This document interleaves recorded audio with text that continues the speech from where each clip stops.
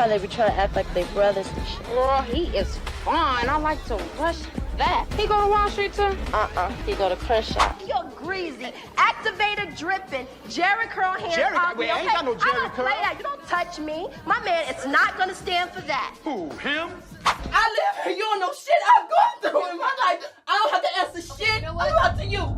Get out of my house. Get out. I'll see you tomorrow. Sure. What you fools looking at? Oh, Demeter, I thought you were gonna play with my frog. Your frog ain't jumping in my direction.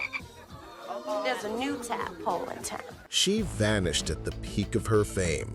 In the early 90s, Alysia Rogers was everywhere. The face of black teen stardom, playing Shanice in Boyz in the Hood and lighting up screens in Class Act. She had the talent, the look, and the momentum. But then, she was gone.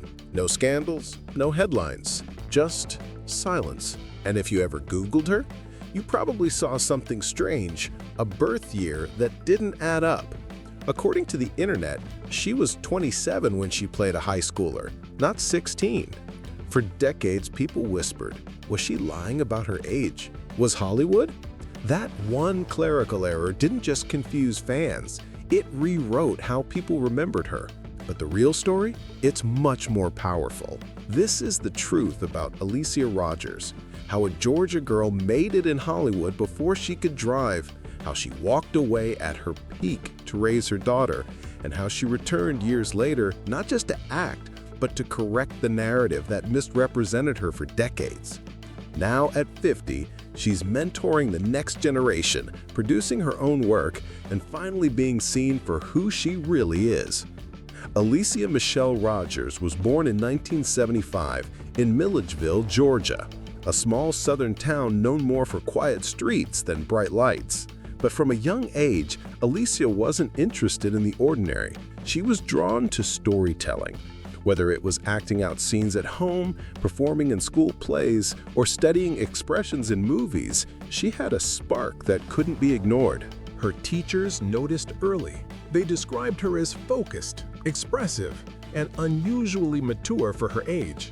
While most kids her age were daydreaming about cartoons or summer vacation, Alysia was rehearsing monologues and asking for feedback. She would memorize scenes from movies and reenact them with precision. She didn't just want to act, she needed to. By the time she hit middle school, her dream had crystallized. She wanted to become a professional actress. Her mother supported her, but the road ahead was daunting. Then came the bold move in the late 1980s. The family relocated to Los Angeles. They had no agents, no managers, no guarantees, just belief. In LA, Alysia immediately started chasing roles. She enrolled in acting workshops and auditioned relentlessly. She was barely a teenager, walking into rooms filled with older, more experienced talent, but she never backed down. Her early work came slowly, with a few commercials and callbacks, but casting directors kept taking notes. They'd write, authentic, emotionally real, watch her. One day, an audition came that felt different. It wasn't flashy. It wasn't for a sitcom or an ad. It was raw, gritty, a story about South Central LA. That film would become a cultural landmark, and Alysia Rogers was about to land the role that would define her early career. In 1990, Alysia Rogers walked into an audition room for a film that no one realized would become a generational anthem, Boyz in the Hood. She was just 15. The film, directed by John Singleton, then a first-time filmmaker fresh out of USC, was raw, urgent, and deeply personal. It wasn't just a movie. It was a mirror to life in South Central Los Angeles. Singleton was casting fresh faces, real people with lived-in emotion. That's exactly what Alysia brought. She auditioned for the role of Shanice, the soft-spoken but emotionally grounded girlfriend of Ricky, played by Morris Chestnut. Even in the brief scenes she appeared in, Alysia made a lasting impression. Her presence was quiet, but magnetic. She brought warmth to the screen, grounding the chaos of the film with just a few lines and glances. She gave Ricky's story emotional weight. Boyz in the Hood hit theaters in 1991. It was a phenomenon, critically acclaimed, a box office success, and eventually preserved in the National Film Registry. Suddenly, the young cast was in the spotlight. Cuba Gooding Jr., Ice Cube, Nia Long, and among them, Alysia Rogers. For Alysia, it was surreal. She had gone from high school auditions to being part of a historic film. Teen magazines featured her. Fans sent letters. Her name was out there. Hollywood took notice. So did music video directors, stylists, and producers who wanted her in their projects. But while the film changed everything externally, Alysia remained grounded. She was still a teenager figuring life out in a world that had now placed her under a very adult spotlight. Fame came fast, but so did the misconceptions. One in particular would follow her for years, a simple clerical error that spiraled into myth. Not long after Boyz in the Hood hit theaters, something strange started circulating, something that would follow Alysia Rogers for decades. A simple error appeared in a few early bios. Her birth year was listed as 1964, not 1975. It might have seemed like a small mistake, but in Hollywood, details matter. That typo aged her by 11 years, making it seem like she was 27 when she played a high schooler, not 16. And from there, the rumors took off. People began speculating. Was she pretending to be younger to land roles? Did casting directors know? Was she misleading the public? None of it was true, but it didn't matter. Once the internet picked up the false information, it became almost impossible to erase. Even credible databases listed her incorrectly. Journalists repeated it, forums debated it, and because Alysia had stepped away from the spotlight for most of the 2000s, she wasn't around to correct the record in real time. The lie spread unchecked, becoming part of her digital identity. The misinformation quietly undermined her credibility. Some people viewed her early success with suspicion. Others used it as an excuse to discredit her talent or dismiss her as inauthentic. It shaped how casting agents, fans, and even some critics perceived her career. What's worse, it obscured her most powerful achievement, that she had broken through Hollywood as a teenager with no connections, no backing, and pure talent. It wasn't until nearly 30 years later, in interviews around 2021, that Alysia finally had the platform, voice, and confidence to publicly clarify her age. She wasn't 27 in Boyz in the Hood. She was a 16-year-old girl in a very adult movie, and that makes her performance even more remarkable. Just a year after Boyz in the Hood, Alysia Rogers landed another major role, this time in a very different kind of film. In 1992, she starred in Class Act, a hip-hop comedy featuring Kid and Play, the rap duo known for their energetic style and box office charm. Alysia played Demita, the stylish and confident love interest of Play's character. Unlike her quieter role as Shanice, Demita was bold, flirtatious, and funny. It gave Alysia a chance to show range, proving she could do more than serious drama. The film wasn't as culturally seismic as Boyz in the Hood, but it was a success in its own right and became a cult classic for fans of early 1990s urban comedies. That same year, Alysia made a quick cameo in one of the most iconic music videos of the decade, Sir Mix-a-Lot's Baby Got Back. The video was everywhere, and even though her appearance was brief, it added to her rising visibility. She was becoming one of those recognizable faces and a fixture in Black pop culture. She appeared at events, music awards, and magazine shoots. Her image was in demand. But while the fame was real, so was the pressure. She was still just 17 years old. Offers were coming in, but so were the expectations. Red carpets, interviews, media attention all intensified fast. And all the while, that age rumor quietly circulated in the background, adding an invisible layer of stress and confusion. Despite everything, Alysia kept working. She turned down some roles, auditioned for others, and considered what kind of career she wanted. Her focus had always been more on the work than the celebrity. Still, by the mid-1990s, something began shifting. She wasn't burning out, she was evolving. By the mid-1990s, Alysia Rogers had everything most young actresses dreamed of: visibility, respect, and momentum. But behind the scenes, her priorities were changing.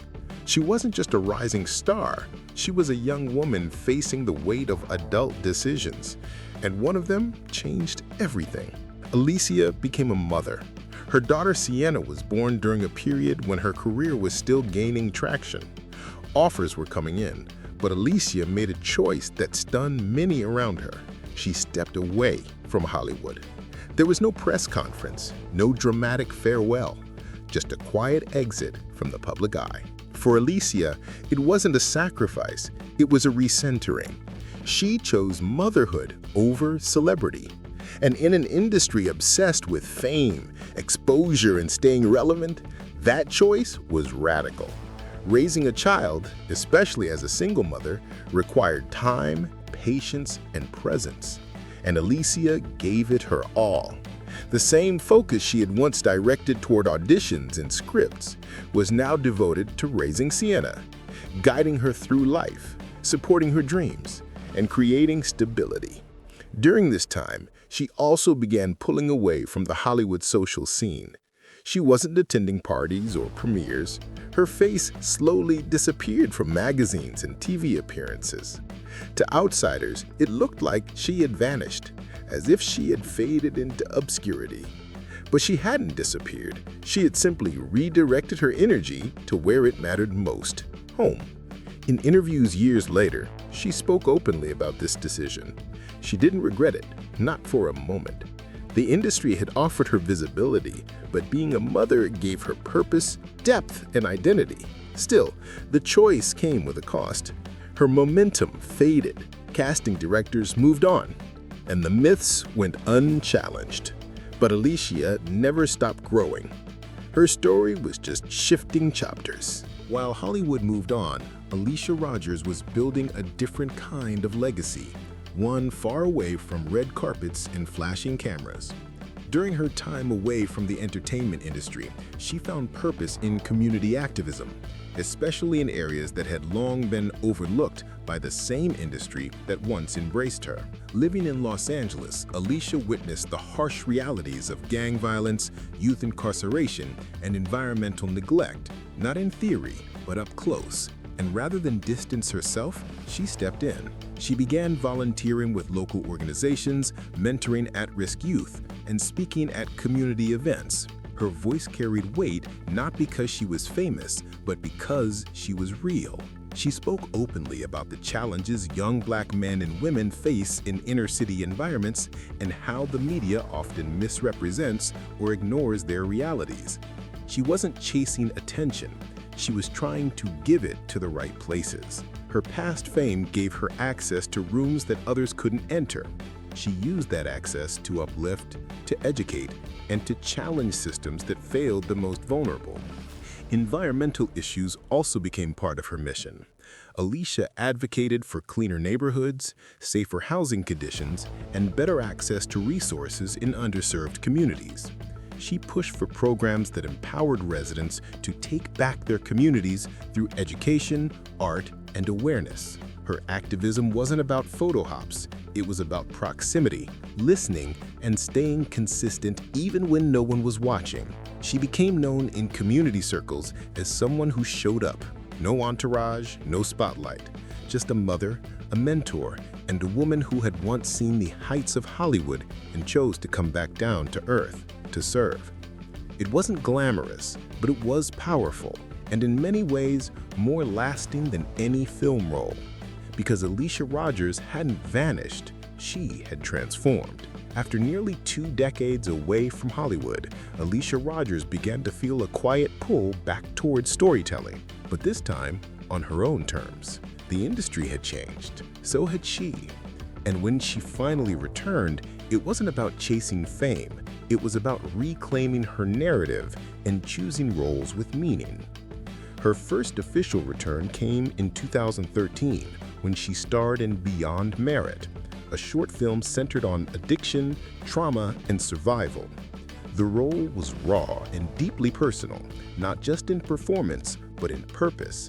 The film followed the real-life journey of a woman trying to rebuild her life while navigating substance abuse and motherhood. Alysia didn't just act in it, she believed in it. It was the kind of story she wished more people had told when she was younger. The short gained unexpected momentum, especially in local film circuits and recovery communities. Its emotional honesty connected with viewers. By 2020, Beyond Merit was expanded into a full-length feature, and Alysia reprised her role, but this time, she also stepped into the role of producer. She had a hand in shaping the script, casting, and direction. It marked the beginning of a new chapter in her creative identity. Then, in 2023, came Soul Ties, a powerful drama exploring faith, grief, and emotional healing within Black families. Alysia played a lead role, but more importantly, she co-developed the film behind the scenes. Her performance was subtle, layered, and deeply human. Critics praised her return, calling it a quiet triumph and a performance of maturity and depth. But the real evolution wasn't just on screen. Alysia started mentoring young Black actresses, navigating the same industry she once faced alone. She led workshops, offered one-on-one guidance, and reminded them that walking away doesn't mean failure. Sometimes it means strength. Her comeback wasn't flashy. It was steady, intentional, and deeply rooted in authenticity. She didn't need to prove herself. She'd already done that. Now, she was building something that would last. Alysia Rogers had gone from being cast in stories to creating her own. For years, the rumor about Alysia's age lingered like background noise, never fully addressed, but always present. It had started with a clerical mistake, but the silence around it let the myth grow. Even as she returned to acting, some entertainment sites still listed her birth year as 1964. Finally, around 2021, Alysia publicly corrected the record. She clarified that she was born in 1975, not 1964, and was just 15 when she filmed Boyz in the Hood. The reaction was swift. Fans were shocked. Some apologized. Others were amazed that she had carried that weight quietly for so long without fighting back louder. Her clarification reshaped the way people viewed her career. What had once seemed like a late start now revealed itself as something extraordinary. A teenager breaking into a male-dominated, often typecast industry with no agent, no famous last name, and no publicity team. Setting the record straight wasn't about ego. It was about reclaiming ownership of her story, the real one. And in doing so, Alysia reminded everyone that truth matters, even when it's inconvenient, especially when it corrects a false legacy that stood unchallenged for decades. Now, the story belongs to her. As of 2025, Alysia Rogers is 50 years old and living a life that blends creativity, advocacy, and mentorship. She's active on social media where she shares reflections on her journey, highlights community causes, and uplifts the next generation of storytellers. Her daughter, Sienna, is now grown, educated, and pursuing her own dreams, a full-circle moment for Alysia, who once stepped away from fame to raise her.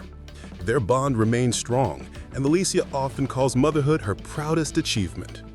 Today, she continues to act and produce, but she's also exploring directing, telling stories that center underrepresented voices and lived experiences. She's turned down commercial offers that don't align with her values, choosing purpose over paycheck.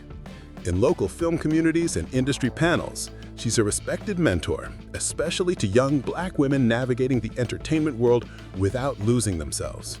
Her story, once shaped by rumor and retreat, is now one of clarity and choice. Alysia didn't fade, she evolved. And her legacy isn't just what she did on camera. It's who she became when no one was watching and how she's using that growth to lift others up. Alysia Rogers' story isn't one of scandal or collapse. It's one of quiet strength, personal clarity, and the power of choosing your own path. She went from teen stardom to total retreat, from internet rumors to reclaiming her truth. And through it all, she never lost sight of who she was. In an industry that often devours young talent, she survived by stepping away, not by clinging on. Her legacy isn't defined by a long list of film credits. It's defined by the impact of the lives she's touched through her activism, the authenticity she brings to every project, and the honesty with which she tells her story today. Alysia reminds us that disappearing doesn't always mean failure. Sometimes it means growth. Sometimes it's the bravest thing you can do. She showed that success isn't always about visibility. It's about value, intention, and knowing when to say no. And now, with a voice that's stronger than ever, she's helping others find their own aesthesia, using her platform not just to perform, but to empower. If you found this story as inspiring as we did, be sure to hit the like button, leave a comment with your thoughts, and subscribe for more untold stories that matter. Because everyone deserves to be remembered for who they really are.